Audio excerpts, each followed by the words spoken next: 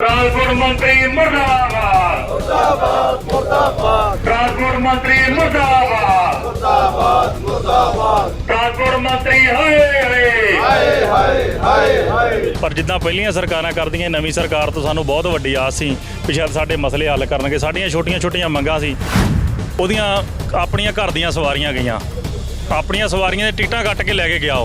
ਕੋਈ ਉਹਨੇ ਫਾਇਦਾ ਕੀਤਾ ਸਰਕਾਰ ਦਾ, ਕੋਈ ਨੁਕਸਾਨ ਨਹੀਂ ਕੀਤਾ। 840 ਰੁਪਏ ਦੀਆਂ ਟਿਕਟਾਂ ਕੱਟ ਕੇ ਉਹਨੇ ਆਪਣੇ ਬੈਗ ਦੇ ਵਿੱਚ ਪਾ ਲਈਆਂ ਵੀ ਜੇ ਕੋਈ ਚੈਕਿੰਗ ਸਟਾਫ ਆਊਗਾ ਮੈਂ ਚੈੱਕ ਕਰਵਾ ਦੂੰਗਾ। ਗੱਡੀ ਸਾਡੀ ਅੰਬਾਲੇ ਤੋਂ ਦਿੱਲੀ ਚੱਲ ਗਈ, ਦਿੱਲੀ ਤੋਂ ਵਾਪਸ ਮੁੜ ਕੇ ਆ ਗਈ, ਰਾਜਪੁਰੇ ਗੱਡੀ ਪਹੁੰਚ ਗਈ ਆ। ਰਾਜਪੁਰੇ ਗੱਡੀ ਚੈੱਕ ਕੀਤੀ, ਗੱਡੀ ਮੁੰਡੇ ਦੀ ਬਿਲਕੁਲ ਕਲੀਅਰ ਨਿਕਲੀ ਆ। ਉਹਦੇ ਬੈਗ ਦੀ ਤਲਾਸ਼ੀ ਲਈ, ਉਹਦੇ ਵਿੱਚੋਂ 840 ਰੁਪਈਆਂ ਦੀ ਟਿਕਟਾਂ ਕੱਟੀਆਂ। ਕਨੈਕਟਰ ਨੂੰ ਪੁੱਛਿਆ ਵੀ ਕਾਹਦੀਆਂ ਟਿਕਟਾਂ, ਉਹਨੇ ਦੱਸਿਆ ਵੀ ਮੇਰੇ ਘਰ ਦੀਆਂ ਸਵਾਰੀਆਂ, ਮੇਰੇ ਜੀਜਾ ਜੀ ਔਰ ਮੇਰੀ ਭੈਣ ਜੀ ਸੀਗੀ। ਮੈਂ ਟਿਕਟਾਂ ਕੱਟ ਕੇ ਲੈ ਕੇ ਗਿਆ ਸੀ, ਮੈਂ ਕੋਈ ਉਹਨਾਂ ਤੋਂ ਪੈਸੇ ਨਹੀਂ ਲੈ ਸਕਦਾ ਕਿਉਂਕਿ ਮੇਰੀ ਮਜਬੂਰੀ ਸੀਗੀ। ਉਹਨੇ ਇੰਸਪੈਕਟਰਾਂ ਵੱਲੋਂ ਰਿਪੋਰਟ ਕਰ ਦਿੱਤੀ ਗਈ। ਜਦੋਂ ਰਿਪੋਰਟ ਕਰਨ ਤੋਂ ਬਾਅਦ ਉਸ ਦੀ ਇਨਕੁਆਇਰੀ ਲੱਗੀ, ਇਨਕੁਆਇਰੀ ਦੇ ਵਿੱਚ ਉਸ ਨੂੰ ਦੋਸ਼ੀ ਪਾਇਆ ਗਿਆ। ਅੱਜ ਉਸ ਨੂੰ ਚੁੱਕ ਕੇ ਮੈਡਮ ਨੇ ਬਲੈਕ ਲਿਸਟ ਕਰ ਦਿੱਤਾ। ਉਸ ਤੋਂ ਬਾਅਦ ਇੱਕ ਸਾਡੀ ਬਰਾਬਰ ਕੰਮ ਬਰਾਬਰ ਤਨਖਾਹ ਸੀਗੀ। ਇੱਕ ਸਾਡੀ ਪਿਛਲੇ ਜਦੋਂ 30% ਸਾਨੂੰ ਕੈਪਟਨ ਸਰਕਾਰ ਨੇ ਦਿੱਤਾ ਸੀ, ਇੱਕ 5% ਸਾਲਾਨਾ ਐਗਰੀਮੈਂਟ ਦਿੱਤੀ ਸਾਨੂੰ, ਜੋ ਪਿਛਲੇ ਸਾਲ 2022 ਦੇ ਵਿੱਚ 9ਵੇਂ ਮਹੀਨੇ ਦੇਣੀ ਬਣਦੀ ਸੀ, ਉਹ ਸਰਕਾਰ ਨੇ ਦਿੱਤੀ ਨਹੀਂ। ਉਹ ਕਹਿੰਦੀ ਹੈ ਫਾਈਨਾਂਸ ਡਿਪਾਰਟਮੈਂਟ ਤੋਂ ਸਾਨੂੰ ਮਨਜ਼ੂਰੀ ਨਹੀਂ ਮਿਲੀ। ਮੰਤਰੀ ਸਾਹਿਬ ਨੇ ਮੀਟਿੰਗ ਦੇ ਵਿੱਚ ਮੰਨਿਆ ਸੀ ਵੀ ਇਹਨਾਂ ਨੂੰ 150 ਰੁਪਏ ਦੇ ਲਗਭਗ ਟੀਏ ਦਿੱਤਾ ਜਾਵੇ ਕਿਉਂਕਿ 60 ਰੁਪਏ ਟੀਏ ਦੇ ਨਾਲ ਕੁਝ ਬਣਦਾ ਨਹੀਂਗਾ। ਪਹਿਲਾਂ ਤੁਹਾਡੀ ਕੋਈ ਮੀਟਿੰਗ ਹੋਈ ਮੰਤਰੀ ਸਾਹਿਬ ਨਾਲ? ਬਿਲਕੁਲ ਜੀ, ਸਾਡੀਆਂ 2 ਸੀਐਮ ਨਾਲ ਮੀਟਿੰਗਾਂ ਹੋ ਚੁੱਕੀਆਂ, 2 ਸਾਡੀਆਂ ਚੀਫ ਸੈਕਟਰੀ ਨਾਲ ਮੀਟਿੰਗਾਂ ਹੋ ਚੁੱਕੀਆਂ। ਉਸ ਤੋਂ ਬਾਅਦ ਸਾਡੀ ਪੈਨਲ ਮੀਟਿੰਗ ਟਰਾਂਸਪੋਰਟ ਮੰਤਰੀ ਨਾਲ ਔਰ ਸੈਕਟਰੀ ਨਾਲ ਔਰ ਸਾਡੇ ਉੱਚ ਅਧਿਕਾਰੀਆਂ ਨਾਲ ਮੈਨੇਜਮੈਂਟ ਦੇ ਨਾਲ ਹੋਈ। ਉਹਦੇ ਵਿੱਚ ਬੈਠ ਕੇ ਸਾਰੀਆਂ ਮੰਗਾਂ, ਜਿੰਨੀਆਂ ਮੰਗਾਂ ਸਾਡੀਆਂ ਛੋਟੀਆਂ ਸਾਰੀਆਂ ਮੰਨੀਆਂ ਗਈਆਂ ਸੀ, ਪਰ ਸਾਡੇ ਵਿਭਾਗ ਨੇ ਲਾਗੂ ਨਹੀਂ ਕੀਤੀਆਂ। ਆਇਆ ਚੈਕਿੰਗ ਸਟਾਫ ਸਾਡਾ ਸੁਣਵਾਈ ਨਹੀਂ ਕਰਦਾ, ਸਾਡੇ ਅਫਸਰ ਸਾਡੀ ਸੁਣਵਾਈ ਨਹੀਂ ਕਰਦੇ। ਅਸੀਂ ਇਹੋ ਗੱਲ ਕਹਿੰਦੇ ਆ। ਉਹਦੇ ਵਿੱਚ ਹੋਇਆ ਕਿ ਵੀ ਉਹਨਾਂ ਇੰਸਪੈਕਟਰਾਂ ਨੇ, ਉਹ ਸਵਾਰੀ ਦੀ ਗਲਤੀ ਨਹੀਂ ਜਿਹਨੇ ਆਧਾਰ ਕਾਰਡ ਫੜਾਇਆ ਗਲਤ, ਉਹਨੂੰ ਨਹੀਂ ਸੀ ਪਤਾ ਵੀ ਲੜਕੇ ਦਾ ਆਧਾਰ ਕਾਰਡ ਨਹੀਂ ਚੱਲਣਾ। ਉਹਨਾਂ ਚੁੱਕ ਕੇ ਕਨੈਕਟਰ ਦੀ ਰਿਪੋਰਟ ਕਰਤੀ, ਕਨੈਕਟਰ ਨੂੰ ਇਹਨਾਂ ਚੁੱਕ ਕੇ ਫਾਰਗ ਕਰਤਾ। ਉਹ ਕਨੈਕਟਰ ਨੂੰ ਨੌਕਰੀ ਤੋਂ ਹੱਥ ਧੋਣਾ ਪੈ ਗਿਆ। ਹੁਣ ਦੱਸੋ ਵੀ ਅੱਜ ਦੇ ਸਮੇਂ ਦੇ ਵਿੱਚ ਨੌਕਰੀ ਹਰੇਕ ਨੂੰ ਪਿਆਰੀ ਆ। ਪ੍ਰੋਟੈਸਟ ਕਰਦੇ ਆ, ਪ੍ਰੋਟੈਸਟ ਕਰਨਾ ਸਾਡਾ ਹੱਕ, ਉਹ ਅਸੀਂ ਕਰਨੇ ਆ। ਪਰ ਅਸੀਂ ਆਪ ਤੁਹਾਡੇ ਮਾਧਿਅਮ ਪੁੱਛਦੇ ਹਾਂ ਵੀ ਤੁਸੀਂ ਸਰਕਾਰ ਦੇ ਉੱਚ ਅਧਿਕਾਰੀਆਂ ਨੂੰ ਪੁੱਛਿਆ ਜਾਵੇ ਵੀ ਇਹਨਾਂ ਦੀਆਂ ਜਿਹੜੀਆਂ ਮੰਗਾਂ ਮੰਨੀਆਂ ਹੋਈਆਂ ਕਿਉਂ ਨਹੀਂ ਲਾਗੂ ਕਰ ਰਹੇ ਤੁਸੀਂ, ਇਹਦਾ ਕਾਰਨ ਦੱਸੋ। ਇਹ ਲੋਕ ਸਾਡੀ ਗਲਤੀ ਨਾ ਕੱਢਣ, ਕਿਉਂਕਿ ਸਾਡਾ ਕੰਮ ਆ ਸਵਾਰੀ ਲਾਉਣਾ, ਚੜਾਉਣਾ ਤੇ ਟਿਕਟਾਂ ਕੱਟਣਾ। ਲੋਕ ਆਪਣੇ ਅੰਦਰ ਵੀ ਝਾਤੀ ਮਾਰ ਕੇ ਵੇਖਣ ਵੀ ਅਸੀਂ ਕੀ ਕਰਦੇ ਆ। ਇਹ ਕੰਡਕਟਰ ਡਰਾਈਵਰ ਵੀ ਇੱਥੇ ਚਰਚਾ ਕਰ ਰਹੇ ਸੀ, ਕਹਿੰਦੇ ਸਾਨੂੰ ਬੀਬੀਆਂ ਦੇ ਦਬਕੇ ਵੀ ਸੁਣਨੇ ਪੈਂਦੇ ਆ, ਬੀਬੀਆਂ ਦਬਕੇ ਵੀ ਮਾਰਦੀਆਂ ਜੀ ਬੱਸਾਂ 'ਚ ਚੜ੍ਹ ਕੇ। 79 ਟਿਕਟਾਂ ਆਪਾਂ ਕੱਟ ਕੇ ਆਧਾਰ ਕਾਰਡ ਤੇ ਦੇ ਸਕਦੇ ਆ ਤੇ ਇੱਕ ਲੇਡੀ ਨਾਲ ਥੋੜਾ ਅਸੀਂ ਬਹਿਸ ਕਰਾਂਗੇ। ਉਹਦੇ ਵਿੱਚ ਉਹ ਕਾਗਜ਼ ਦੀ ਗਲਤੀ ਆ ਜਿਹੜਾ ਸਾਨੂੰ ਫੜਾਇਆ ਜਾਂਦਾ। ਪਰ ਇਹ ਸਰਕਾਰ ਜਦੋਂ ਦੀ ਆਈ ਆ ਸੱਤਾ ਦੇ ਵਿੱਚ, ਪਤਾ ਨਹੀਂ ਅਸੀਂ ਕੀ ਗੁਨਾਹ ਕੀਤਾ। ਇਹ ਸਰਕਾਰ ਨੇ ਕੋਈ ਵੀ ਬਿਆਨ ਦਿੰਦੀ ਆ, ਸਾਡੇ ਉਲਟੀ ਬਿਆਨ ਦਿੰਦੀ ਆ, ਪਰ ਜੋ ਅਸੀਂ ਕਹਿੰਦੇ ਆ ਉਹ ਮੰਗਾਂ ਪੂਰੀਆਂ ਨਹੀਂ ਕਰਦੀ। ਸੋਸ਼ਲ ਮੀਡੀਆ ਤੇ ਜਾਂ ਅਖਬਾਰਾਂ ਦੇ ਵਿੱਚ ਬਿਆਨ ਲਵਾਉਂਦੇ ਆ ਵੀ ਇਹ ਇੰਨੀ ਚੋਰੀ ਕਰਦੇ ਫੜੇ ਗਏ, ਫਲਾਣੀ ਜਗ੍ਹਾ ਇਦਾਂ ਹੁੰਦਾ ਫੜਿਆ ਗਿਆ। ਅਸੀਂ ਮਾਨਯੋਗ ਟਰਾਂਸਪੋਰਟ ਮੰਤਰੀ ਸਾਹਿਬ ਨੂੰ ਪੁੱਛਣਾ ਚਾਹੁੰਦੇ ਆ ਵੀ ਜਿੱਦਣ ਤੁਸੀਂ ਸੱਤਾ ਵਿੱਚ ਆਏ, ਤੁਸੀਂ ਇੱਕ ਗੱਲ ਕਿਹਾ ਸੀ ਵੀ ਇੱਕ ਮੰਤਰੀ ਇੱਕ ਪੈਨਸ਼ਨ, ਜਿਹੜੀਆਂ ਇਹਨਾਂ ਨੂੰ 7-7 5-5 ਪੈਨਸ਼ਨਾਂ ਮਿਲਦੀਆਂ ਉਹ ਬੰਦ ਕਰਾਂਗੇ। ਤੇ ਕਿੰਨਾ ਰੌਲਾ ਪਿਆ ਸੀ। ਸਾਡੇ ਮਾਨਯੋਗ ਪਹਿਲੋਂ ਸਾਡੇ ਟਰਾਂਸਪੋਰਟ ਮੰਤਰੀ ਵੀ ਰਹੇ ਆ ਦੀਨਾਨਗਰ ਤੋਂ, ਉਹਨਾਂ ਕਿਹਾ ਵੀ 75,000 ਦੇ ਵਿੱਚ ਇੱਕ ਬੰਦਾ ਆਪਣਾ ਘਰ ਨਹੀਂ ਚਲਾ ਸਕਦਾ। ਜੇ ਤੁਸੀਂ ਉਹਦੀਆਂ ਪੈਨਸ਼ਨਾਂ ਬੰਦ ਕਰਦੇ ਜੇ ਤਾਂ ਉਹ ਜਿਹੜਾ ਕਰਪਸ਼ਨ ਕਰੇਗਾ। ਤੇ ਅਸੀਂ ਮਾਨਯੋਗ ਟਰਾਂਸਪੋਰਟ ਮੰਤਰੀ ਸਾਹਿਬ ਤੋਂ ਪੁੱਛਣਾ ਚਾਹੁੰਦੇ ਵੀ ਨਵੀਂ ਭਰਤੀ ਠੇਕੇ ਤੇ ਤੁਸੀਂ ਅੱਜ 8-9 ਤੇ ਕਰ ਰਹੇ ਜੇ, ਤੇ ਫਿਰ ਚੋਰੀ ਕਰਨ ਵਾਸਤੇ ਤਾਂ ਤੁਸੀਂ ਮਜਬੂਰ ਕਰ ਰਹੇ ਜੇ। ਸਰਕਾਰ ਆਪ ਕਹਿੰਦੀ, ਖੁਦ ਕਹਿੰਦੀ ਤੁਹਾਡੀਆਂ ਜਾਇਜ਼ ਮੰਗਾਂ, ਤੇ ਫਿਰ ਸਰਕਾਰ ਨੂੰ ਲਾਗੂ ਕਰਨ 'ਚ ਕੋਈ ਦਿੱਕਤ ਨਹੀਂ ਹੋਣੀ ਚਾਹੀਦੀ। पंजाब सरकार हाय हाय हाय हाय हाय पंजाब सरकार हाय हाय। ਸਤਿ ਸ੍ਰੀ ਅਕਾਲ ਜੀ, ਤੁਸੀਂ ਪੰਜਾਬੀ ਲੋਕ ਚੈਨਲ ਦੇਖ ਰਹੇ ਹੋ। ਮੈਂ ਹਾਂ ਸਿਮਰਨਜੀਤ ਸਿੰਘ ਢਿੱਲੋਂ। ਦੋਸਤੋ, ਪੰਜਾਬ ਦੇ ਵਿੱਚ ਪੰਜਾਬ ਰੋਡਵੇਜ਼ ਦੇ ਜਿਹੜੇ ਬੱਸਾਂ ਦੇ ਕੰਡਕਟਰ ਨੇ, ਡਰਾਈਵਰ ਨੇ, ਉਹ ਅੱਜ ਹੜਤਾਲ ਤੇ ਨੇ। ਤਾਂ ਮੁਫਤ ਦੇ ਵਿੱਚ ਸਫ਼ਰ ਕਰਨ ਵਾਲੀਆਂ ਬੀਬੀਆਂ ਨੂੰ ਅੱਜ ਭਾਰੀ ਮੁਸ਼ਕਲ ਦਾ ਸਾਹਮਣਾ ਕਰਨਾ ਪੈ ਸਕਦਾ ਹੈ, ਕਿਉਂਕਿ ਜਿਹੜੇ ਡਰਾਈਵਰ ਔਰ ਕੰਡਕਟਰ ਨੇ, ਜਿਹੜੇ ਕੰਡਕਟਰਾਂ ਵੱਲੋਂ ਜਿਹੜੀਆਂ ਸਵਾਰੀਆਂ ਨੂੰ ਰੋਜ਼ਾਨਾ ਰੂਟੀਨ ਦੇ ਵਿੱਚ ਆਵਾਜ਼ਾਂ ਮਾਰੀਆਂ ਜਾਂਦੀਆਂ ਸੀ ਅਲੱਗ-ਅਲੱਗ ਬੱਸ ਅੱਡਿਆਂ ਨੂੰ ਲੈ ਕੇ, ਅੱਜ ਉਹ ਪੰਜਾਬ ਸਰਕਾਰ ਦੇ ਖਿਲਾਫ ਨਾਅਰੇਬਾਜ਼ੀ ਕਰ ਰਹੇ ਨੇ। ਤਾਂ ਅੱਜ ਇੱਥੇ ਇਹ ਵੱਡੀ ਗਿਣਤੀ ਦੇ ਵਿੱਚ ਜਿਹੜੇ ਬੱਸਾਂ ਦੇ ਡਰਾਈਵਰ ਔਰ ਕੰਡਕਟਰ ਨੇ, ਪੂਰੇ ਪੰਜਾਬ ਭਰ ਦੇ, ਇਹਨਾਂ ਵੱਲੋਂ ਹੜਤਾਲ ਕੀਤੀ ਗਈ ਹੈ। ਤਾਂ ਸਾਡੇ ਨਾਲ ਚਾਨਣ ਸਿੰਘ ਹੁਣ ਮੌਜੂਦ ਨੇ, ਗੱਲਬਾਤ ਕਰਦੇ ਆ ਵੀ ਕਿਹਨਾਂ ਕਾਰਨਾਂ ਨੂੰ ਲੈ ਕੇ ਅੱਜ ਜਿਹੜੀ ਤੁਸੀਂ ਹੜਤਾਲ ਕੀਤੀ ਹੈ। ਚਾਨਣ ਸਿੰਘ ਜੀ, ਸਤਿ ਸ਼੍ਰੀ ਅਕਾਲ। ਸਤਿ ਸ਼੍ਰੀ ਅਕਾਲ ਜੀ। ਇਹ ਕੀ ਰੀਜ਼ਨ ਹੈ ਜੀ ਅੱਜ ਇੱਥੇ ਤੁਹਾਨੂੰ ਇਕੱਤਰਤਾ ਕਰਨੀ ਪਈ, ਜਿਹੜੀ ਹੈ ਨਾ ਇਹ ਪੰਜਾਬ ਸਰਕਾਰ ਮੁਰਦਾਬਾਦ ਦੇ ਨਾਅਰੇ ਲਾਉਣੇ ਪਏ ਜੀ? ਇਹ ਰੀਜਨ ਬਾਰੇ ਸਰ ਤੁਹਾਨੂੰ ਵੀ ਪਤਾ ਵੀ ਅਸੀਂ ਪਿਛਲੇ ਕਾਫੀ ਲੰਮੇ ਸਮੇਂ ਤੋਂ, ਪਿਛਲੀਆਂ ਸਰਕਾਰਾਂ ਵੇਲੇ ਵੀ ਅਸੀਂ ਬਹੁਤ ਪ੍ਰੋਟੈਸਟ ਕਰਦੇ ਰਹੇ ਹਾਂ, ਉਦੋਂ ਵੀ ਹੜਤਾਲਾਂ ਮੁਜ਼ਾਹਰੇ ਕਰਦੇ ਰਹੇ ਹਾਂ। ਸਾਡੀਆਂ ਛੋਟੀਆਂ ਮੰਗਾਂ ਸੀ। ਪਹਿਲੀਆਂ ਸਰਕਾਰਾਂ ਨੇ ਵੀ ਸਾਨੂੰ ਲਾਰੇ ਲਾ ਛੱਡੇ, ਅੱਜ ਕਰਦੇ ਕੱਲ੍ਹ ਕਰਦੇ ਹਾਂ, ਪਰ ਜਿੱਦਾਂ ਪਹਿਲੀਆਂ ਸਰਕਾਰਾਂ ਕਰਦੀਆਂ ਨਵੀਂ ਸਰਕਾਰ ਤੋਂ ਸਾਨੂੰ ਬਹੁਤ ਵੱਡੀ ਆਸ ਸੀ ਵੀ ਸ਼ਾਇਦ ਸਾਡੇ ਮਸਲੇ ਹੱਲ ਕਰਨਗੇ। ਸਾਡੀਆਂ ਛੋਟੀਆਂ ਮੰਗਾਂ ਸੀ, ਜਿੱਦਾਂ ਲਾ ਲਓ ਸਾਡੇ ਰਿਪੋਰਟਾਂ ਵਾਲੇ ਸਾਥੀ ਸੀਗੇ 10 20 ਰੁਪਏ ਦੀ ਰਿਪੋਰਟਾਂ ਕਰਕੇ ਇਹਨਾਂ ਨੇ ਬਲੈਕ ਲਿਸਟ ਕੀਤਾ ਹੋਇਆ ਉਹਨਾਂ ਨੂੰ ਡਿਊਟੀਆਂ ਤੇ ਨਹੀਂ ਲੈ ਰਿਹਾ 2 ਤੋਂ 3 ਸਾਲ ਤੋਂ। ਔਰ ਸਾਡੀਆਂ ਇੱਕ 5% ਸਾਲਾਨਾ ਸਾਨੂੰ ਇਹ ਬਲੈਕ ਲਿਸਟ ਜਿਹੜੇ ਤੁਸੀਂ ਜ਼ਿਕਰ ਕਰ ਰਹੇ ਹੋ ਬਲੈਕ ਲਿਸਟ ਕੀਤੇ ਆ, ਇਹ ਐਡਾ ਵਿਭਾਗ ਹੈ ਟਰਾਂਸਪੋਰਟ ਵਿਭਾਗ ਜਿਹੜਾ ਤੁਹਾਡੇ ਜੀਐਮ ਸਾਹਿਬ ਪੂਰਾ ਵੈਰੀਫਾਈ ਕਰਕੇ ਬਲੈਕ ਲਿਸਟ ਕਰਦੇ ਹੋਣਗੇ। ਇਹ ਤਾਂ ਨਹੀਂ ਵੀ ਮਤਲਬ ਪੂਰਾ ਪ੍ਰੋਪਰ ਵੈਰੀਫਾਈ ਕਰਕੇ ਵੀ ਜੇ ਮੰਨ ਲਓ ਇਹਨੇ ਬੰਦੇ ਨੇ ਗੁਨਾਹ ਕੀਤਾ ਤਾਂ ਹੀ ਬਲੈਕ ਲਿਸਟ ਕੀਤੇ ਹੋਣੇ ਉਹਨਾਂ ਦੇ ਮੁਤਾਬਕ, ਫਿਰ ਤੁਸੀਂ ਉਹਨਾਂ ਨੂੰ ਕਿਉਂ ਬਹਾਲ ਕਰਾਉਣਾ ਚਾਹੁੰਦੇ ਹੋ ਜੀ? ਬਿਲਕੁਲ ਜੀ, ਕੋਈ ਬਲੈਕ ਲਿਸਟ ਨਹੀਂ। ਹੁਣ ਵੇਖੋ ਜਦੋਂ 100 ਸਵਾਰੀ ਹੁੰਦੀ ਹੈ ਇੱਕ ਬੱਸ ਦੇ ਵਿੱਚ 10-20 ਰੁਪਏ ਦੀ ਟਿਕਟ ਰਹਿ ਗਈ ਕਿਤੇ, ਉਸ ਨੂੰ ਇਹਨਾਂ ਰਿਪੋਰਟ ਕਰਕੇ ਭੇਜ ਦਿੰਦੇ ਵੀ ਇਹਨੂੰ ਬਲੈਕ ਲਿਸਟ ਕਰਦਾ ਜੀ, ਇਹ ਚੋਰੀ ਕਰਦਾ ਫੜਿਆ ਗਿਆ, ਉਹਦੀ ਸੁਣਵਾਈ ਨਹੀਂ ਹੁੰਦੀ। ਸਾਡਾ ਪਿੱਛੇ ਜੇ ਇੱਕ ਸਾਥੀ ਉਹਦੀਆਂ ਆਪਣੀਆਂ ਘਰ ਦੀਆਂ ਸਵਾਰੀਆਂ ਗਈਆਂ, ਆਪਣੀਆਂ ਸਵਾਰੀਆਂ ਦੀਆਂ ਟਿਕਟਾਂ ਕੱਟ ਕੇ ਲੈ ਕੇ ਗਿਆ। ਉਹਨੇ ਉਹਨੇ ਫਾਇਦਾ ਕੀਤਾ ਸਰਕਾਰ ਦਾ, ਕੋਈ ਨੁਕਸਾਨ ਨਹੀਂ ਕੀਤਾ। 840 ਰੁਪਏ ਦੀਆਂ ਟਿਕਟਾਂ ਕੱਟ ਕੇ ਉਹਨੇ ਆਪਣੇ ਬੈਗ ਦੇ ਵਿੱਚ ਪਾ ਲਈਆਂ ਵੀ ਜੇ ਕੋਈ ਚੈਕਿੰਗ ਸਟਾਫ ਆਊਗਾ ਮੈਂ ਚੈੱਕ ਕਰਵਾ ਦੂੰਗਾ। ਗੱਡੀ ਸਾਡੀ ਅੰਬਾਲੇ ਤੋਂ ਦਿੱਲੀ ਚੱਲ ਗਈ, ਦਿੱਲੀ ਤੋਂ ਵਾਪਸ ਮੁੜ ਕੇ ਆ ਗਈ, ਰਾਜਪੁਰੇ ਗੱਡੀ ਪਹੁੰਚ ਗਈ ਆ। ਰਾਜਪੁਰੇ ਗੱਡੀ ਚੈੱਕ ਕੀਤੀ, ਗੱਡੀ ਮੁੰਡੇ ਦੀ ਬਿਲਕੁਲ ਕਲੀਅਰ ਨਿਕਲੀ ਆ। ਉਹਦੇ ਬੈਗ ਦੀ ਤਲਾਸ਼ੀ ਲਈ, ਉਹਦੇ ਵਿੱਚੋਂ 840 ਰੁਪਏ ਦੀਆਂ ਟਿਕਟਾਂ ਕੱਟੀਆਂ। ਕਨੈਕਟਰ ਨੂੰ ਪੁੱਛਿਆ ਵੀ ਕਾਹਦੀਆਂ ਟਿਕਟਾਂ, ਉਹਨੇ ਦੱਸਿਆ ਵੀ ਮੇਰੇ ਘਰ ਦੀਆਂ ਸਵਾਰੀਆਂ, ਮੇਰੇ ਜੀਜਾ ਜੀ ਔਰ ਮੇਰੀ ਭੈਣ ਜੀ ਸੀਗੀ, ਮੈਂ ਟਿਕਟਾਂ ਕੱਟ ਕੇ ਲੈ ਕੇ ਗਿਆ ਸੀ। ਮੈਂ ਕੋਈ ਉਹਨਾਂ ਤੋਂ ਪੈਸੇ ਨਹੀਂ ਲੈ ਸਕਦਾ ਕਿਉਂਕਿ ਮੇਰੀ ਮਜਬੂਰੀ ਸੀਗੀ। ਉਹਨੇ ਇੰਸਪੈਕਟਰਾਂ ਵੱਲੋਂ ਰਿਪੋਰਟ ਕਰ ਦਿੱਤੀ ਗਈ। ਜਦੋਂ ਰਿਪੋਰਟ ਕਰਨ ਤੋਂ ਬਾਅਦ ਉਸ ਦੀ ਇਨਕੁਆਇਰੀ ਲੱਗੀ, ਇਨਕੁਆਇਰੀ ਦੇ ਵਿੱਚ ਉਸ ਨੂੰ ਦੋਸ਼ੀ ਪਾਇਆ ਗਿਆ। ਅੱਜ ਉਸ ਨੂੰ ਚੁੱਕ ਕੇ ਮੈਡਮ ਨੇ ਬਲੈਕ ਲਿਸਟ ਕਰ ਦਿੱਤਾ। ਚੰਨਰ ਸਿੰਘ ਜੀ, ਸਵਾਲ ਤਾਂ ਇੱਥੇ ਇਹ ਵੀ ਬਣਦਾ ਜੇ ਮੰਨ ਲਓ ਟਿਕਟ ਕੱਟ ਕੇ ਆਪਾਂ ਨੂੰ ਸਵਾਰੀ ਦੇ ਹੈਂਡਓਵਰ ਕਰਨੀ ਪੈਂਦੀ ਆ, ਮੰਨ ਲਓ ਤੁਸੀਂ ਬਤੌਰ ਜਾਂ ਕੋਈ ਵੀ ਇੱਥੇ ਕੰਡਕਟਰ ਬਤੌਰ ਟਿਕਟ ਕੱਟਦਾ ਹੈ ਤਾਂ ਸਵਾਰੀ ਦੇ ਹੱਥ ਵਿੱਚ ਟਿਕਟ ਦੇਣੀ ਹੁੰਦੀ, ਬੈਗ 'ਚ ਪਾਉਣ ਦਾ ਤਾਂ ਕੋਈ ਮਤਲਬ ਹੀ ਨਹੀਂ ਬਣਦਾ ਜੀ। ਬਿਲਕੁਲ ਜੀ, ਉਹ ਜਦੋਂ ਸਵਾਰੀਆਂ ਇੱਥੋਂ ਜਲੰਧਰ ਤੋਂ ਲੈ ਕੇ ਗਿਆ, ਉਹ ਅੰਬਾਲੇ ਗਈਆਂ ਸੀ। ਅੰਬਾਲੇ ਜਾ ਕੇ ਸਵਾਰੀਆਂ ਉਤਰ ਗਈਆਂ, ਗੱਡੀ ਦਿੱਲੀ ਚਲ ਗਈ, ਦਿੱਲੀ ਤੋਂ ਵਾਪਸ ਮੁੜ ਕੇ ਆ ਗਈ, ਵਾਪਸ ਰਾਜਪੁਰੇ ਮੁੜ ਕੇ ਆ ਗਈ ਕਿਉਂਕਿ ਸਵਾਰੀਆਂ ਤਾਂ ਅਗਲੇ ਦੇ 21 ਤਰੀਕ ਨੂੰ ਗਈਆਂ, ਸਵਾਰੀਆਂ ਉਦੋਂ ਉਤਰ ਗਈਆਂ, 22 ਤਰੀਕ ਨੂੰ ਵਾਪਸ ਮੁੜ ਕੇ ਆਈਆਂ ਸਵਾਰੀਆਂ। ਉਦੋਂ ਉਹਨਾਂ ਦੇ ਟਿਕਟਾਂ ਕਨੈਕਟਰ ਨੇ ਆਪਣੇ ਕੋਲ ਰੱਖੀਆਂ ਸੀ ਕੱਟ ਕੇ, ਕਿਉਂਕਿ ਉਹਨਾਂ ਨੂੰ ਦੇ ਨਹੀਂ ਸਕਦਾ ਕਿਉਂਕਿ ਉਹਦੀ ਮਜਬੂਰੀ ਸੀ, ਉਹਦੇ ਰਿਸ਼ਤੇਦਾਰ ਸੀਗੇ, ਕਿਉਂਕਿ ਉਹਨੇ ਆਪਣੇ ਕੋਲੋਂ ਪੈਸੇ ਪਾਏ ਵੀ ਜੇ ਕੋਈ ਚੈਕਿੰਗ ਸਟਾਫ ਆ ਜਾਂਦਾ ਮੈਂ ਚੈੱਕ ਕਰਾ ਦੂੰਗਾ ਵੀ ਮੇਰੇ ਰਿਸ਼ਤੇਦਾਰਾਂ ਦੀਆਂ ਮੈਂ ਟਿਕਟਾਂ ਕੱਟ ਕੇ ਆਪਣੇ ਕੋਲ ਰੱਖੀਆਂ ਹੋਈਆਂ ਨੇ, ਕਿਉਂਕਿ ਮੈਂ ਪੈਸੇ ਨਹੀਂ ਲੈ ਸਕਦਾ ਉਹਨਾਂ ਤੋਂ, ਮਜਬੂਰੀ ਸੀਗੀ। ਕਿਉਂਕਿ ਉਹਦੇ ਵਿੱਚ ਉਹਨੇ ਕੋਈ ਫਰਾਡ ਨਹੀਂ ਕੀਤਾ ਸੀ, ਗੱਡੀ ਇੰਸਪੈਕਟਰਾਂ ਵੱਲੋਂ ਚੈੱਕ ਕੀਤੀ ਗਈ, ਬਿਲਕੁਲ ਕਲੀਅਰ ਸੀ ਗੱਡੀ, ਕੋਈ ਫਰਾਡ ਨਹੀਂ ਸੀ, ਕੋਈ ਗੱਲਬਾਤ ਨਹੀਂ। ਸਿਰਫ ਉਹਦੇ ਕੋਲ ਹਾਂਜੀ ਇਹ ਤੂੰ ਕੱਲ੍ਹ ਦੀਆਂ ਟਿਕਟਾਂ ਕੱਟੀਆਂ ਆਪਣੇ ਕੋਲ ਕਿਉਂ ਰੱਖੀਆਂ। ਹੁਣ ਮੰਨ ਲਓ ਇੰਨੀ ਗਰਮੀ ਦੇ ਵਿੱਚ ਜਾਂ ਸਫ਼ਰ ਦੇ ਵਿੱਚ ਜਾ ਰਿਹਾ, ਜੇ ਉਹਨੇ ਟਿਕਟਾਂ ਕੱਟ ਕੇ ਆਪਣੇ ਕੋਲ ਰੱਖ ਲਈਆਂ, ਉਹਦੇ ਦਿਮਾਗ 'ਚੋਂ ਗੱਲ ਨਿਕਲ ਗਈ, ਵਾਪਸ ਮੁੜ ਕੇ ਆ ਗਿਆ, ਉਹਨੇ ਕੋਈ ਦੁਰਵਰਤੋਂ ਨਹੀਂ ਕੀਤੀ ਟਿਕਟਾਂ ਦੀ ਜਾਂ ਕੋਈ ਟਿਕਟਾਂ ਵਰਤੀਆਂ। ਇਹ ਇੰਸਪੈਕਟਰਾਂ ਦੇ ਮੁਤਾਬਕ ਜੇ ਮੰਨ ਲਓ ਝੋਲੇ ਦੇ ਵਿੱਚ ਟਿਕਟ ਮਿਲ ਜਾਂਦੀ ਹੈ, ਫਿਰ ਉਹ ਕਿਹੜੀ ਮਤਲਬ ਕਾਰਵਾਈ ਦੇ ਅਧੀਨ ਜਿਹੜਾ ਉਹ ਦੋਸ਼ੀ ਪਾਇਆ ਜਾਂਦਾ ਜੀ? ਉਹਨੂੰ ਕਹਿ ਦਿੰਦੇ ਵੀ ਇਹਦੇ ਇਰਾਦੇ ਦੇ ਮੁਤਾਬਕ ਇਸ ਨੇ ਟਿਕਟਾਂ ਰੱਖੀਆਂ ਸੀ, ਇਹਨੇ ਟਿਕਟਾਂ ਅੱਗੇ ਇਸ਼ੂ ਕਰਨੀਆਂ ਸੀ। ਜੇਕਰ ਉਹ ਟਿਕਟਾਂ ਉਹਨੇ ਇਸ਼ੂ ਕਰਨੀਆਂ ਹੁੰਦੀਆਂ, ਅੰਬਾਲੇ ਤੋਂ ਦਿੱਲੀ ਗੱਡੀ ਗਈ ਚਲੀ, ਉੱਥੇ ਰਸਤੇ 'ਚ ਵੀ ਕਰ ਸਕਦਾ ਹੈ, ਦਿੱਲੀ ਤੋਂ ਵਾਪਸ ਆ ਗਈ ਰਸਤੇ ਦੇ ਵਿੱਚ ਵੀ ਕਰ ਸਕਦਾ ਹੈ, ਪਰ ਉਹਨੇ ਬੈਗ ਦੇ ਵਿੱਚ ਉਹਨੇ ਦੁਰਵਰਤੋਂ ਕੀਤੀ ਨਹੀਂ ਕਿਉਂਕਿ ਉਹਨੇ ਕੋਈ ਗਲਤ ਕੰਮ ਨਹੀਂ ਸੀ ਕੀਤਾ। ਪਰ ਉਸ ਨੂੰ ਮੈਡਮ ਵੱਲੋਂ ਗਲਤ ਇਲਜ਼ਾਮ ਲਾ ਕੇ ਉਸ ਮੁੰਡੇ ਨੂੰ ਸਾਡੇ ਨੂੰ ਬਲੈਕ ਲਿਸਟ ਕੀਤਾ ਗਿਆ। ਹੁਣ ਚਲੋ ਬਲੈਕ ਲਿਸਟ ਜਿਹੜੇ ਕੀਤੇ ਗਏ ਨੇ, ਜੇ ਮੰਨ ਲਓ ਤੁਹਾਡੇ ਹੈ ਨਾ ਇੱਥੋਂ ਨੌਕਰੀ ਤੋਂ ਟਰਮੀਨੇਟ ਕੀਤੇ ਨੇ ਜਾਂ ਬਲੈਕ ਲਿਸਟ ਕੀਤੇ ਨੇ, ਉਹਨਾਂ ਨੂੰ ਬਹਾਲ ਕਰਨ ਦੀ ਤੁਹਾਡੀ ਮੰਗ ਹੈਗੀ। ਹੋਰ ਕਿਹੜੀਆਂ ਅਜਿਹੀਆਂ ਮੰਗਾਂ ਨੇ ਜਿਹੜੀਆਂ ਹੈਗਾ ਜੋ ਤੁਸੀਂ ਧਰਨਾ ਮੁਜ਼ਾਹਰਾ ਕਰ ਰਹੇ ਹੋ? ਬਿਲਕੁਲ, ਸਾਡੀਆਂ ਇੱਕ ਉਸ ਤੋਂ ਬਾਅਦ ਇੱਕ ਸਾਡੀ ਬਰਾਬਰ ਕੰਮ ਬਰਾਬਰ ਤਨਖਾਹ ਸੀਗੀ।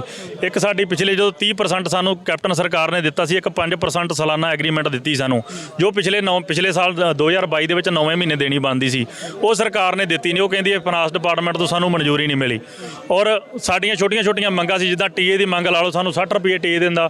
ਮੰਤਰੀ ਸਾਹਿਬ ਨੇ ਮੀਟਿੰਗ ਦੇ ਵਿੱਚ ਮੰਨਿਆ ਸੀ ਵੀ ਇਹਨਾਂ ਨੂੰ 150 ਰੁਪਏ ਦੇ ਲਗਭਗ ਟੀਏ ਦਿੱਤਾ ਜਾਵੇ ਕਿਉਂਕਿ 60 ਰੁਪਏ ਟੀਏ ਦੇ ਨਾਲ ਕੁਝ ਬਣਦਾ ਨਹੀਂਗਾ। ਪਹਿਲਾਂ ਤੁਹਾਡੀ ਕੋਈ ਮੀਟਿੰਗ ਹੋਈ ਮੰਤਰੀ ਸਾਹਿਬ ਨਾਲ? ਬਿਲਕੁਲ ਜੀ, ਸਾਡੀਆਂ 2 ਸੀਐਮ ਨਾਲ ਮੀਟਿੰਗਾਂ ਹੋ ਚੁੱਕੀਆਂ, 2 ਸਾਡੀਆਂ ਚੀਫ ਸੈਕਟਰੀ ਨਾਲ ਮੀਟਿੰਗਾਂ ਹੋ ਚੁੱਕੀਆਂ। ਉਸ ਤੋਂ ਬਾਅਦ ਸਾਡੀ ਪੈਨਲ ਮੀਟਿੰਗ ਟਰਾਂਸਪੋਰਟ ਮੰਤਰੀ ਨਾਲ ਔਰ ਸੈਕਟਰੀ ਨਾਲ ਔਰ ਸਾਡੇ ਉੱਚ ਅਧਿਕਾਰੀਆਂ ਨਾਲ ਮੈਨੇਜਮੈਂਟ ਦੇ ਨਾਲ ਹੋਈ। ਉਹਦੇ ਵਿੱਚ ਬੈਠ ਕੇ ਸਾਰੀਆਂ ਮੰਗਾਂ, ਜਿੰਨੀਆਂ ਮੰਗਾਂ ਸਾਡੀਆਂ ਛੋਟੀਆਂ ਸਾਰੀਆਂ ਮੰਨੀਆਂ ਗਈਆਂ ਸੀ, ਪਰ ਸਾਡੇ ਵਿਭਾਗ ਨੇ ਲਾਗੂ ਨਹੀਂ ਕੀਤੀਆਂ। ਕੀ ਤੁਸੀਂ ਕੀ ਰੀਜ਼ਨ ਮੰਨਦੇ ਹੋ ਇੰਨੀਆਂ ਮੀਟਿੰਗਾਂ ਹੋਣ ਦੇ ਬਾਵਜੂਦ ਵੀ ਫਿਰ ਵੀ ਤੁਸੀਂ ਇੱਥੇ ਮੁਜ਼ਾਹਰਾ ਕਰ ਰਹੇ ਹੋ ਜੀ? ਉਹਦੇ ਪਿੱਛੇ ਕਾਰਨ ਕੀ ਹੋ ਸਕਦਾ ਜੀ? ਇਹਦੇ ਪਿੱਛੇ ਕਾਰਨ ਤੇ ਇਹੀ ਸਾਡੀ ਮੈਨੇਜਮੈਂਟ ਹੀ ਦੱਸ ਸਕਦੀ ਹੈ ਵੀ ਕਿਉਂ ਨਹੀਂ ਅਸੀਂ ਕਰ ਰਹੇ। ਇਹਦਾ ਕਾਰਨ ਕੀ ਆ? ਅਸੀਂ ਤਾਂ ਬਾਰ-ਬਾਰ ਪ੍ਰੋਟੈਸਟ ਕਰਦੇ ਹਾਂ, ਪ੍ਰੋਟੈਸਟ ਕਰਨਾ ਸਾਡਾ ਹੱਕ, ਉਹ ਅਸੀਂ ਕਰਨੇ ਆ, ਪਰ ਅਸੀਂ ਆਪ ਤੁਹਾਡੇ ਮਾਧਿਅਮ ਪੁੱਛਦੇ ਹਾਂ ਵੀ ਤੁਸੀਂ ਸਰਕਾਰ ਦੇ ਉੱਚ ਅਧਿਕਾਰੀਆਂ ਨੂੰ ਪੁੱਛਿਆ ਜਾਵੇ ਵੀ ਇਹਨਾਂ ਦੀਆਂ ਜਿਹੜੀਆਂ ਮੰਗਾਂ ਮੰਨੀਆਂ ਹੋਈਆਂ ਕਿਉਂ ਨਹੀਂ ਲਾਗੂ ਕਰ ਰਹੇ ਤੁਸੀਂ? ਇਹਦਾ ਕਾਰਨ ਦੱਸੋ। ਇੱਕ ਤਾਂ ਕਹਿਣ ਵਾਲੇ ਇਹ ਵੀ ਕਹਿੰਦੇ ਨੇ ਕਿ ਬੀਬੀਆਂ ਦਾ ਸਫ਼ਰ ਹੈ ਨਾ ਬਹੁਤ ਚਰਚਾ ਦਾ ਵਿਸ਼ਾ ਬਣਿਆ ਹੋਇਆ। ਹਰੇਕ ਸੋਸ਼ਲ ਮੀਡੀਆ ਪਲੇਟਫਾਰਮ ਤੇ ਆਪਾਂ ਗੱਲ ਕਰ ਲਈਏ, ਬੀਬੀਆਂ ਦਾ ਜਿਹੜਾ ਮੁਫਤ ਬੱਸ ਸਫ਼ਰ ਆ ਉਹ ਚਰਚਾ ਦਾ ਵਿਸ਼ਾ ਬਣਿਆ ਹੋਇਆ। ਬਹੁਤੇ ਲੋਕ ਕਹਿੰਦੇ ਨੇ ਬੰਦ ਹੋਣਾ ਚਾਹੀਦਾ ਹੈ, ਕਈ ਕਹਿੰਦੇ ਇਹਦੇ ਵਿੱਚ ਸੋਧ ਹੋਣੀ ਚਾਹੀਦੀ ਹੈ, ਅੱਧਾ ਕਿਰਾਇਆ ਲੱਗਣਾ ਚਾਹੀਦਾ ਹੈ। ਪਰ ਇੱਕ ਪਾਸੇ ਇੱਕ ਧੜਾ ਇਹ ਵੀ ਚਰਚਾ ਕਰਦਾ ਹੈ, ਉਹ ਕਹਿੰਦੇ ਵੀ ਹੈ ਨਾ ਜਿਹੜੇ ਕੰਡਕਟਰ ਤੇ ਡਰਾਈਵਰ ਨੇ ਸਰਕਾਰ ਵੱਲੋਂ ਸਹੂਲਤ ਮੁਫਤ ਦਿੱਤੀ ਗਈ ਹੈ, ਕੰਡਕਟਰ ਡਰਾਈਵਰ ਸਵਾਰੀਆਂ ਨਾਲ ਸਿੱਧੇ ਮੂੰਹ ਮਤਲਬ ਵਧੀਆ ਤਰੀਕੇ ਨਾਲ ਗੱਲਬਾਤ ਨਹੀਂ ਕਰਦੇ ਜੀ। ਬਿਲਕੁਲ ਜੀ, ਸਰਕਾਰ ਨੇ ਸਫ਼ਰ ਸਹੂਲਤ ਦਿੱਤੀ, ਬਹੁਤ ਵਧੀਆ ਗੱਲ ਆ। ਸਾਡੀਆਂ ਬੀਬੀਆਂ ਭੈਣਾਂ ਸਫ਼ਰ ਕਰਦੀਆਂ, ਪਰ ਕਈ ਵਿੱਚੋਂ ਇਹੋ ਜਿਹੀਆਂ ਮਜਬੂਰੀਆਂ ਬਣ ਜਾਂਦੀਆਂ ਵੀ ਜਦੋਂ ਸਵਾਰੀ ਜਾਣ ਬੁੱਝ ਕੇ ਖਰਾਬ ਕਰਦੀ ਆ। ਜਦੋਂ ਸਵਾਰੀ ਕਹਿੰਦੀ ਵੀ ਅਸੀਂ ਮੋਬਾਈਲ ਦੇ ਵਿੱਚ ਤੁਹਾਨੂੰ ਦਿਖਾਉਣਾ ਵਾ ਆਧਾਰ ਕਾਰਡ, ਕਨੈਕਟਰ ਮੰਨਦਾ ਨਹੀਂ ਕਿਉਂਕਿ ਸਰਕਾਰ ਵੱਲੋਂ ਅਲਾਉਡ ਨਹੀਂ ਹੈਗਾ ਮੋਬਾਈਲ ਦੇ ਵਿੱਚ ਵਿਖਾਉਣਾ, ਨਾ ਫੋਟੋ ਕਾਪੀ ਅਲਾਉਡ ਹੈਗੀ ਆ। ਜਦੋਂ ਸਵਾਰੀ ਜਾਣ ਬੁੱਝ ਕੇ ਇਦਾਂ ਦੇ ਕੰਮ ਕਰਦੀ ਆ, ਅੱਗੋਂ ਕਿੰਤੂ ਪਰੰਤੂ ਕਰਦੀ, ਫਿਰ ਮਜਬੂਰਨ ਕਨੈਕਟਰ ਨੂੰ ਵੀ ਆਪਣੇ ਅੱਗੋਂ ਬੋਲਣਾ ਪੈਂਦਾ। ਇਸ ਕਰਕੇ ਇਹਦੇ ਨਾਲ ਆਪਸ ਵਿੱਚ ਝਗੜਾ ਵੱਧ ਜਾਂਦਾ। ਉਦੋਂ ਪਿਛਲੇ ਦਿਨ ਹੀ ਤੁਸੀਂ ਦੇਖਿਆ ਇੱਕ ਲੇਡੀ ਸਵਾਰੀ ਨੇ ਕਨੈਕਟਰ ਦੀ ਮਸ਼ੀਨ ਖੋਲੀ। ਕਿਸੇ ਨੂੰ ਅਧਿਕਾਰ ਹੈਗਾ ਵੀ ਕਨੈਕਟਰ ਦੀ ਮਸ਼ੀਨ ਖੋਲੀ, ਅਸੀਂ ਸਰਕਾਰੀ ਮਸ਼ੀਨ ਉਹਦੇ ਨਾਲ ਅਲਾਉਡ ਹੋਈ ਆ। ਗੱਲ ਕਰਨੀ ਲੇਡੀ ਦੇ ਵੀ ਇਲਜ਼ਾਮ ਵੀ ਹੈਗੇ ਆ ਕੰਡਕਟਰ ਤੇ, ਉਹ ਕਹਿੰਦੇ ਵੀ ਇਹ ਵੀ ਇਹਨਾਂ ਦਾ ਬਿਹੇਵੀਅਰ ਬਹੁਤ ਮਤਲਬ ਹਾਂਜੀ ਸਰਦਾਰ ਸਾਹਿਬ ਦੱਸੋ ਜੀ। ਬਿਲਕੁਲ ਜੀ, ਅਸੀਂ ਸਰਕਾਰ ਨੂੰ ਤੇ ਮਹਿਕਮੇ ਦੇ ਉੱਚ ਅਧਿਕਾਰੀਆਂ ਨੂੰ ਬਾਰ-ਬਾਰ ਕਹਿ ਚੁੱਕੇ ਹਾਂ ਵੀ ਟਿਕਟ ਦੀ ਜ਼ਿੰਮੇਵਾਰੀ ਸਵਾਰੀ ਦੀ ਕਰ ਦਿਓ, ਪਰ ਸਿਰਫ ਜਾਣ ਬੁੱਝ ਕੇ ਸਾਨੂੰ ਹਰ ਸਮੇਂ ਸਰਕਾਰ ਵੱਲੋਂ ਸਾਡੇ ਟਰਾਂਸਪੋਰਟ ਮੰਤਰੀ ਨੂੰ ਕਿਹਾ ਜਾਂਦਾ ਵੀ ਇਹ ਚੋਰੀ ਕਰਦੇ ਆ। ਹੁਣ ਮੰਨ ਲਓ ਇੱਕ ਬੱਸ ਭਰ ਗਈ, ਉਹਦੇ ਵਿੱਚ 100 ਸਵਾਰੀ ਹੈ, ਡੇਲੀ ਹੁੰਦਾ ਸਾਡੇ ਨਾਲ। ਲੇਡੀਜ਼ ਕੀ ਕਰਦੀਆਂ, ਉਹਨਾਂ ਦੇ ਨਾਲ ਜੇ ਬੱਚਾ ਪਿਛਲੀ ਵਾਰੀ ਚੜਾਤਾ, ਆਪ ਅਗਲੀ ਵਾਰੀ ਚੜ ਗਈਆਂ। ਹੁਣ ਤੁਸੀਂ ਦੱਸੋ ਵੀ 100 ਸਵਾਰੀ ਦੇ ਵਿੱਚ ਕਨੈਕਟਰ ਕਿੱਦਾਂ ਧਿਆਨ ਰੱਖੇਗਾ ਵੀ ਇਹ ਪਿੱਛੇ ਇੱਕ ਬੱਚਾ ਸੀ, ਉਹ ਕਿਹਦਾ ਸੀ? ਇਹ ਟਿਕਟ ਨਹੀਂ ਲੈਂਦੇ ਜਾਣ ਬੁੱਝ ਕੇ। ਉਸ ਤੋਂ ਬਾਅਦ ਥੋੜਾ ਸਮਾਂ ਪਹਿਲੋਂ ਕੋਈ ਲਗਭਗ 15-20 ਦਿਨ ਮਹੀਨਾ ਹੋ ਗਿਆ, ਗੱਡੀ ਭਰੀ ਸੀ। ਜਦੋਂ ਗੱਡੀ ਜ਼ਿਆਦਾ ਓਵਰਲੋਡ ਹੋ ਜਾਂਦੀ ਹੈ ਤੇ ਅਗਲਾ ਅੱਡਾ ਆਉਣ ਤੋਂ ਪਹਿਲੋਂ ਗੱਡੀ ਜਿਹੜੀ ਉਹ ਕਲੀਅਰ ਕਰਨੀ ਹੁੰਦੀ ਆ।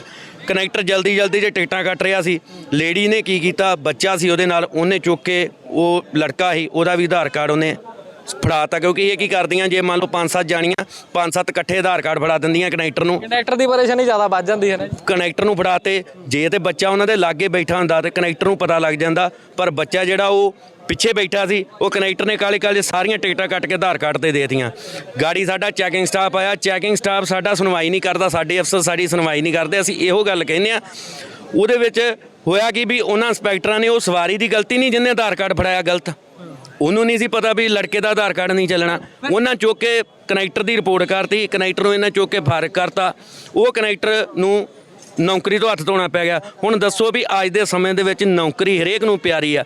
ਇਹ ਵੀ ਕਾਰਨ ਆ, ਇਹ ਲੋਕ ਸਾਡੀ ਗਲਤੀ ਨਾ ਕੱਢਣ, ਕਿਉਂਕਿ ਸਾਡਾ ਕੰਮ ਆ ਸਵਾਰੀ ਲਾਉਣਾ, ਚੜਾਉਣਾ ਤੇ ਟਿਕਟਾਂ ਕੱਟਣਾ। ਲੋਕ ਆਪਣੇ ਅੰਦਰ ਵੀ ਝਾਤੀ ਮਾਰ ਕੇ ਵੇਖਣ ਵੀ ਅਸੀਂ ਕੀ ਕਰਦੇ ਆ। ਡੇਲੀ ਇਹ ਕੰਮ ਹੁੰਦਾ ਵੀ ਬੱਚਾ ਜਾਣ ਬੁੱਝ ਕੇ ਪਿਛਲੀ ਵਾਰੀ ਚੜਾ ਦੇਣਾ ਤੇ ਆਪ ਅਗਲੀ ਵਾਰੀ ਟਿਕਟ ਨਾ ਲੈਣੀ, ਤੇ ਜਦੋਂ ਕਿਸੇ ਦੀ ਨੌਕਰੀ ਤੇ ਆਂਚ ਆਊਗੀ, ਉਹ ਫਿਰ ਤੁਸੀਂ ਆਪ ਸਿਆਣੇ ਜੇ ਵੀ ਹਰ ਕੋਈ ਇਹ ਕਹੂਗਾ ਵੀ ਮੈਂ ਉਨੀਆਂ ਕੁ ਸਵਾਰੀਆਂ ਚੜਾਵਾਂ ਜਿੰਨੀ ਕੁ ਮੈਂ ਗਿਣਤੀ ਮਾਰ ਸਕਾਂ, ਵੀ ਮੇਰੀ ਮਸ਼ੀਨ 'ਚ ਇੰਨੀਆਂ ਟਿਕਟਾਂ ਕੱਟੀਆਂ, ਮੈਂ ਉਹਦੀ ਗਿਣਤੀ ਮਾਰ ਸਕਾਂ। ਪੈਂਦੀਆਂ ਜਦੋਂ ਓਵਰਲੋਡ ਹੋ ਜਾਂਦੀ ਉਦੋਂ ਗਿਣਤੀ ਤਾਂ ਵੱਜਦੀ ਨਹੀਂ। ਆਹ ਪ੍ਰੋਬਲਮਾਂ ਸਾਰੀਆਂ ਜੇ ਸਰਕਾਰ ਟਿਕਟ ਦੀ ਜ਼ਿੰਮੇਵਾਰੀ ਸਵਾਰੀ ਦੀ ਕਰਦੇ ਤਾਂ ਇਹ ਪ੍ਰੋਬਲਮ ਜਿਹੜੀ ਆ ਉਹ ਖਤਮ ਹੋ ਜਾਏ, ਕਿਉਂਕਿ ਉਹ ਸਵਾਰੀ ਗਲਤ ਪਾਈ ਜਾਵੇ ਉਹਨੂੰ ਜੁਰਮਾਨਾ ਕੀਤਾ ਜਾਵੇ ਜੇ ਕੋਈ ਟਿਕਟ ਨਹੀਂ ਲੈਂਦਾ। ਸਰਦਾਰ ਸਾਹਿਬ ਇਲਜ਼ਾਮ ਲਾਉਣ ਵਾਲੇ ਤੇ ਇਹ ਵੀ ਲਾਉਂਦੇ ਹੋ, ਕਹਿੰਦੇ ਜੇ ਮੰਨ ਲਓ ਜਲੰਧਰ ਤੋਂ ਬੱਸ ਚੱਲਦੀ ਆ, ਰਾਮਾ ਮੰਡੀ ਨਹੀਂ ਬ੍ਰੇਕ ਮਾਰਦੀ ਬੱਸ ਮਤਲਬ ਇਹ ਡਰਾਈਵਰਾਂ ਤੇ ਦੋਸ਼ ਲੱਗਦੇ ਨੇ ਵੀ ਜੇ ਫਗਵਾੜੇ ਰੋਕਦੀ ਆ, ਗਰਾਇਆ ਨਹੀਂ ਰੋਕਦੀ, ਸਵਾਰੀਆਂ ਉੱਥੇ ਖੜੀਆਂ ਰਹਿੰਦੀਆਂ। ਬੀਬੀਆਂ ਤਾਂ ਮਨ ਦੇ ਵਿੱਚ ਸੋਚਦੀਆਂ ਰਹਿੰਦੀਆਂ ਵੀ ਸਾਡਾ ਕੀ ਕਸੂਰ ਹੈ, ਸਹੂਲਤ ਸਰਕਾਰ ਨੇ ਦਿੱਤੀ ਹੈ, ਡਰਾਈਵਰ ਬ੍ਰੇਕ ਨਹੀਂ ਮਾਰਦੇ ਜੀ ਅੱਡਿਆਂ ਤੇ। ਬਿਲਕੁਲ ਜੀ, ਤੁਸੀਂ ਵੀ ਸਿਆਣੇ ਜੇ, ਤੁਸੀਂ ਜਾ ਕੇ ਕਾਊਂਟਰ ਤੇ ਕਿਸੇ ਵੀ ਸਮੇਂ ਤੁਸੀਂ ਐਨੀ ਟਾਈਮ ਅਚਨਚੇਤ ਤੁਸੀਂ ਚੈਕਿੰਗ ਕਰ ਲਿਓ ਵੀ ਜਦੋਂ ਗੱਡੀ ਬੱਸ ਸਟੈਂਡ ਤੋਂ ਤੁਰਦੀ ਹੈ, ਮੰਨ ਲਓ ਇੱਥੋਂ ਅੰਮ੍ਰਿਤਸਰ ਨੂੰ ਗੱਡੀ ਤੁਰਨੀ, ਉਹਦੇ ਵਿੱਚ ਬੱਸ ਸਟੈਂਡ ਤੋਂ ਕਿੰਨੀਆਂ ਸਵਾਰੀਆਂ ਉਸ ਗੱਡੀ ਦੇ ਵਿੱਚ ਹੁੰਦੀਆਂ ਵਾ। ਉਹ ਤੋਂ ਸਭ ਤੋਂ ਵੱਡੀ ਪ੍ਰੋਬਲਮ ਸਾਡੀ ਇਹ ਆ ਵੀ ਗੁੱਸਾ ਨਾ ਕਰਨ, ਕਿਉਂਕਿ ਸਾਡੇ ਘਰ ਵੀ ਭੈਣਾਂ ਵੀ ਹੈਗੀਆਂ ਵਾ, ਸਾਡੀਆਂ ਬੇਟੀਆਂ ਵੀ ਹੈਗੀਆਂ, ਮਾਵਾਂ ਵੀ ਹੈਗੀਆਂ। ਅਸੀਂ ਨਹੀਂ ਚਾਹੁੰਦੇ ਇਹੋ ਜਿਹੀਆਂ ਗੱਲਾਂ ਕਰਨਾ। ਲੇਡੀਜ਼ ਕੀ ਆ, ਤੁਸੀਂ ਅਚਨਚੇਤ ਵੇਖ ਲਿਓ, ਇਹਨਾਂ ਨੇ ਮੋਬਾਈਲ ਜਿਹੜਾ ਉਹ ਇਹਨਾਂ ਦੇ ਹੱਥ 'ਚ ਹੋਊਗਾ, ਜਾਂ ਬੱਚਾ ਚੁੱਕਿਆ ਉਹ ਤਾਂ ਵੀ ਮੋਬਾਈਲ ਹੱਥ 'ਚ ਹੋਊਗਾ ਤੇ ਬਾਰੀ 'ਚ ਖੜੀਆਂ ਹੋਣਗੀਆਂ। ਉਹਦੇ ਵਿੱਚ ਕੀ ਆ, ਜਦੋਂ ਡਰਾਈਵਰ ਮੰਨ ਲਓ ਵੀ ਸਪੀਡ 'ਚ ਗੱਡੀ ਜਾਣ ਡਈ ਆ, 80 ਦੀ ਸਪੀਡ 'ਤੇ ਗੱਡੀ ਜਾਣ ਡਈ ਆ, ਅਚਨਚੇਤ ਉਹਦੇ ਅੱਗੇ ਕੋਈ ਬ੍ਰੇਕ ਮਾਰ ਦਿੰਦਾ, ਡਰਾਈਵਰ ਨੇ ਤਾਂ ਬ੍ਰੇਕ ਮਾਰਨੀ ਉਹਨੂੰ ਬਚਾਉਣ ਵਾਸਤੇ। ਇਹਨਾਂ ਕੀ ਹੁੰਦਾ, ਇੱਕ ਹੱਥ 'ਚ ਮੋਬਾਈਲ, ਹੱਥ ਪਾਇਆ ਨਹੀਂ ਹੁੰਦਾ, ਉਹ ਜਦੋਂ ਬਾਰੀ 'ਚੋਂ ਗਿਰ ਜਾਂਦੇ, ਸੱਟ ਲੱਗ ਜਾਂਦੀ ਆ, ਉਹਦੀ ਜ਼ਿੰਮੇਵਾਰੀ ਫੇਰ ਡਰਾਈਵਰ ਕਨੈਕਟਰ ਤੇ। ਕਈ ਕਾਰਨ ਆ ਜਿਹਦੇ ਕਰਕੇ ਅਸੀਂ ਕਹਿੰਦੇ ਆ ਵੀ ਜਿਹੜੀ ਸਰਕਾਰ 10,000 ਨਵੀਂ ਬੱਸਾਂ ਪਾਏ, ਕਿਉਂ ਮੰਗ ਕਰਦੇ ਆ ਵੀ ਸਰਕਾਰ ਨੂੰ ਜੇ ਇਹ ਸਹੂਲਤ ਦੇਣੀ ਆ ਤੇ ਪਹਿਲੋਂ 10,000 ਨਵੀਂ ਬੱਸ ਪਾਏ ਤਾਂ ਕਿ ਪਬਲਿਕ ਦੇ ਹਿਸਾਬ ਨਾਲ ਉਨੀਆਂ ਬੱਸਾਂ ਹੋਣ ਤਾਂ ਕਿ ਜਿਹੜੀ ਇਹ ਫ੍ਰੀ ਦੀ ਸਫ਼ਰ ਸਹੂਲਤ ਹੈ ਲੋਕਾਂ ਨੂੰ ਸਹੀ ਤਰੀਕੇ ਨਾਲ ਮਿਲ ਸਕੇ। 10,000 ਬੱਸਾਂ ਦੀ ਗੱਲ ਕਰ ਰਹੇ ਹੋ ਤੋ ਜਿਹੜਾ ਟਰਾਂਸਪੋਰਟ ਮੰਤਰੀ ਪਿਛਲੀ ਸਰਕਾਰ ਦੇ ਸਮੇਂ ਰਹੇ ਨੇ ਜਿਹੜੇ ਅਮਰਿੰਦਰ ਸਿੰਘ ਰਾਜਾ ਵੜਿੰਗ ਤਾਂ ਉਹਨਾਂ ਨੇ ਬਹੁਤ ਸਾਰੀਆਂ ਬੱਸਾਂ ਨਵੀਆਂ ਪਾਈਆਂ ਸੀਗੀਆਂ ਜੀ। ਬਿਲਕੁਲ ਜੀ, ਉਹਨਾਂ 568 ਬੱਸਾਂ ਪਾਈਆਂ ਨਵੀਆਂ 568 ਬੱਸਾਂ ਜਿਹੜਾ ਅੱਜ ਰੋਡਵੇਜ਼ ਦਾ 2407 ਬੱਸਾਂ ਦਾ ਫਲੀਟ ਸੀ ਪਰ ਉਹ ਵੀ ਅੱਜ ਰੋਡਵੇਜ਼ ਦਾ 2407 ਬੱਸਾਂ ਦਾ ਫਲੀਟ ਪੂਰਾ ਨਹੀਂ। ਜੇ ਅਸੀਂ ਜਾਣੀਏ ਤਾਂ ਜਿਹੜੀਆਂ ਰੋਡਵੇਜ਼ 'ਚ ਬੱਸਾਂ ਰੋਡਵੇਜ਼ 'ਚ ਲਗਭਗ ਜਿਹੜੀਆਂ ਅੱਜ ਚੱਲਣ ਦੀ ਹਾਲਤ ਵਿੱਚ ਆ ਉਹ 18 ਡਿਪੂਆਂ ਦੇ ਵਿੱਚ ਲਗਭਗ ਕੋਈ 100 ਕੁ ਬੱਸ ਹੈ ਜਿਹੜੀ ਰੋਡ ਤੇ ਚੱਲਣ ਯੋਗ ਹੈ। ਬਾਕੀ ਸਾਰੀਆਂ ਕਰਜ਼ਾ ਲੈ ਕੇ ਪਾਈਆਂ ਜਾਂਦੀਆਂ। ਅਸੀਂ ਮੁਲਾਜ਼ਮ ਇੰਨੀ ਮਿਹਨਤ ਕਰਦੇ ਹਾਂ ਵੀ ਇਹਨਾਂ ਗੱਡੀਆਂ ਦਾ ਕਰਜ਼ਾ ਵੀ ਲਾਉਂਦੇ ਆ, ਉਲਟਾ ਸਰਕਾਰ ਦਾ ਖਜ਼ਾਨਾ ਭਰਦੇ ਆ। ਅਸੀਂ ਮਿਹਨਤ ਕਰਕੇ ਆਪਣੀ ਤਨਖਾਹ ਕੱਢ ਕੇ ਇਹਨਾਂ ਗੱਡੀਆਂ ਦਾ ਖਰਚਾ ਕੱਢ ਕੇ ਸਰਕਾਰ ਦਾ ਖਜ਼ਾਨਾ ਵੀ ਭਰਦੇ ਆ ਤਾਂ ਕਿ ਇਹਨਾਂ ਦੀਆਂ ਕਿਸ਼ਤਾਂ ਲੱਥਦੀਆਂ ਤੇ ਇਹ ਗੱਡੀਆਂ ਜਿਹੜੀਆਂ ਸਰਕਾਰ ਹੋਰ ਨਵੀਆਂ ਪਾ ਸਕੇ। ਇਹ ਕੰਡਕਟਰ ਡਰਾਈਵਰ ਵੀ ਇੱਥੇ ਚਰਚਾ ਕਰ ਰਹੇ ਸੀ, ਕਹਿੰਦੇ ਸਾਨੂੰ ਬੀਬੀਆਂ ਦੇ ਦਬਕੇ ਵੀ ਸੁਣਨੇ ਪੈਂਦੇ ਆ, ਬੀਬੀਆਂ ਦਬਕੇ ਵੀ ਮਾਰਦੀਆਂ ਜੀ ਬੱਸਾਂ 'ਚ ਚੜ੍ਹ ਕੇ। ਬਿਲਕੁਲ ਜੀ, ਤੁਸੀਂ ਦੇਖਦੇ ਹੀ ਆਏ ਦਿਨ ਵੀਡੀਓ ਆਉਂਦੀਆਂ ਕਨੈਕਟਰ ਤੇ ਵਿਚਾਰੇ 24 ਘੰਟੇ ਇਹ ਲੋਕ ਜਾਣਬੁੱਝ ਕੇ ਇਲਜ਼ਾਮ ਲਾਈ ਜਾਣ ਜੋ ਮਰਜ਼ੀ ਕਰੀ ਜਾਣ। ਉਹਦੇ ਵਿੱਚ ਦੇਖੋ ਜੀ ਕਾਰਨ ਹੁਣ ਮੈਂ ਤੁਹਾਨੂੰ ਦੱਸਦਾ ਸਾਰੇ ਕਾਰਨ। ਮੰਨ ਲਓ ਇੱਕ ਲੇਡੀਜ਼ ਦਾ ਵਿਆਹ ਹੋ ਗਿਆ ਉਹਦਾ ਆਧਾਰ ਕਾਰਡ ਬਣਨਾ ਚਾਹੀਦਾ ਉਹਦੇ ਪਤੀ ਦੇ ਨਾਮ ਵਾਲਾ ਕਿਉਂਕਿ ਜਦੋਂ ਉਹ ਵਿਆਹੀ ਗਈ ਦੂਜੀ ਜਗ੍ਹਾ ਹੋ ਸਕਦਾ ਉਹਦੇ ਆਊਟ ਆਫ ਸਟੇਟ ਵਿਆਹ ਹੋਇਆ ਹੋਵੇ। ਜਦੋਂ ਇੱਕ ਲੇਡੀਜ਼ ਉਹਨੇ ਬੱਚਾ ਚੁੱਕਿਆ ਹੁੰਦਾ ਕੋਈ 5-6 ਸਾਲ ਦਾ ਨਾਲ ਬੱਚਾ ਹੁੰਦਾ ਆਧਾਰ ਕਾਰਡ ਵਿਖਾ ਲੂਗੀ ਡਾਕਟਰ ਆਫ ਵਾਲਾ ਵੀ ਜਿੱਤੇ ਪਿਤਾ ਦਾ ਨਾਮ ਲਿਖਿਆ ਹੋਏ।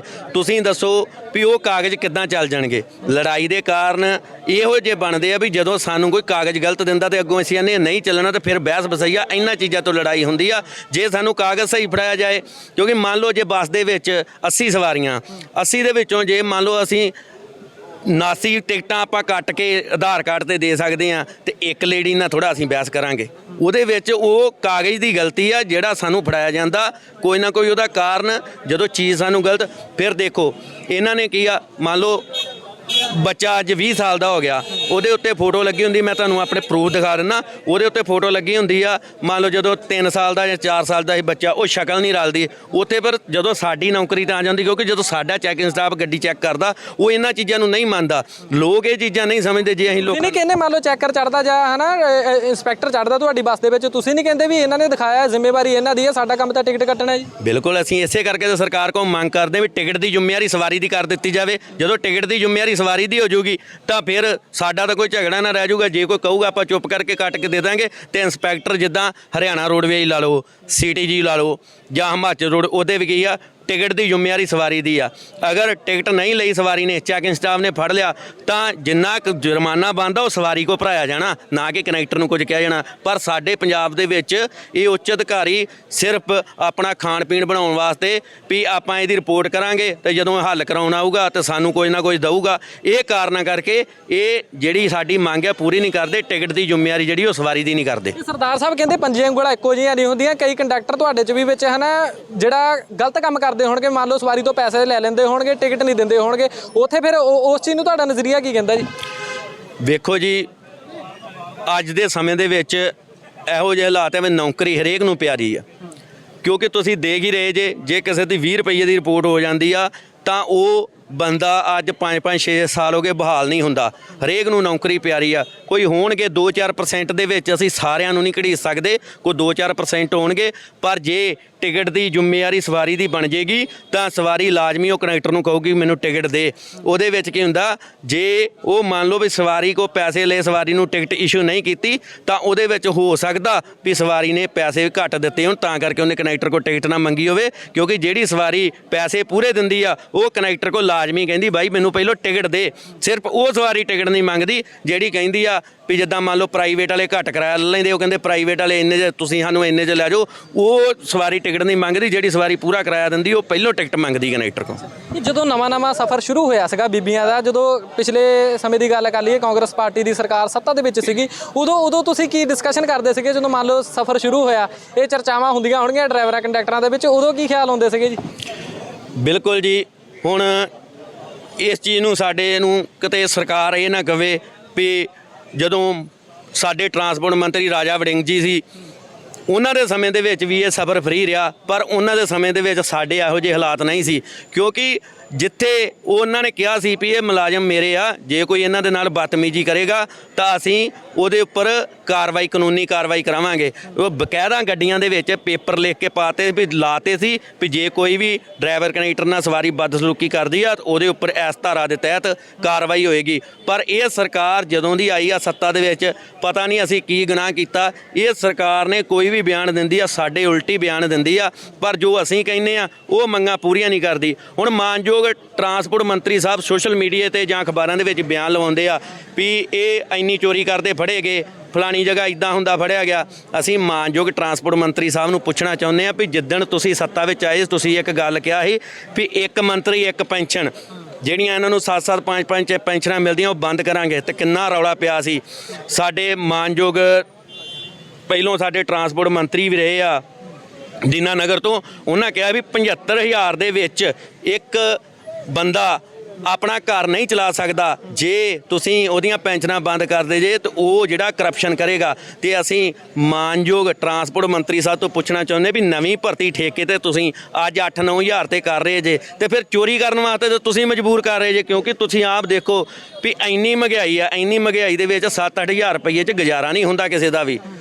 ਤੇ ਜਦੋਂ 7-8 ਹਜ਼ਾਰ ਰੁਪਈਏ 'ਚ ਗੁਜ਼ਾਰਾ ਨਾ ਹੋਊਗਾ ਤਾਂ ਅਗਲਾ ਆਪਣੇ ਘਰ ਦਾ ਗੁਜ਼ਾਰਾ ਚਲਾਉਣ ਵਾਸਤੇ ਕੋਈ ਨਾ ਕੋਈ ਤਾਂ ਹੱਥ ਕੰਡਾ ਅਪਣਾਊਗਾ ਹੀ।